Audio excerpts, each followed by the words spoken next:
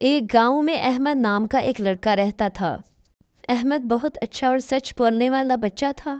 اس کے والدین نے ہمیشہ اسے سچ بولنے کی تعلیم دی تھی اور وہ ہمیشہ ان کی نصیحتوں پر عمل کرتا تھا۔ ایک دن احمد اپنے دوستوں کے ساتھ کھیل رہا تھا کہ اچانک ایک لڑکی کا کھلونا ٹوٹ گیا۔ ایک لڑکے نے اس پہ الزام لگا دیا کہ اس نے جان بوجھ کر کھلونا توڑا ہے۔ سب دوست احمد سے ناراض ہو گئے۔ احمد نے کہا، یہ کھلونا غلطی سے ٹوٹا ہے، میں نے جان بوجھ کر نہیں توڑا، لیکن کوئی بھی اس کی بات پر یقین نہیں کر رہا تھا۔ اس کے دوست اس سے بات کرنا بند کر چکے تھے۔ احمد بہت افسردہ ہو گیا تھا، مگر اس نے اپنے والد صاحب سے مدد لی۔ والد صاحب نے اسے تسلی دیتے ہوئے کہا کہ بیٹا، چاہے کچھ بھی ہو جائے، ساری دنیا تمہارے خلاف ہو جائے، لیکن تم نے ہمیشہ سچ بولنا ہے۔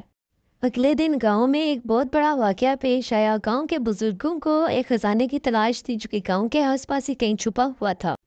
گاؤں میں یہ اعلان کروا دیا گیا کہ جو بھی اس خزانے کا پتہ دے گا اس کو انعام دیا جائے گا۔ احمد کھیلتے کھیلتے ایک گفا کے قریب پہنچ گیا۔ وہاں اس کو ایک پزل باکس ملا۔ اس پزل باکس میں خزانے کا نقشہ تھا۔ اس نے یہ پزل باکس اپنے بزرگوں کو دکھایا اور پھر ان سب کو اس گفا کے پاس لے کر آیا۔ اور جب سب گاؤں کے لوگ وہاں پہنچے تو انہوں نے دیکھا کہ واقعی وہاں پہ خزانہ تھا۔ سب لوگ احمد کی ایمانداری اور سچائی کو دیکھ کر بہت متاثر ہوئے۔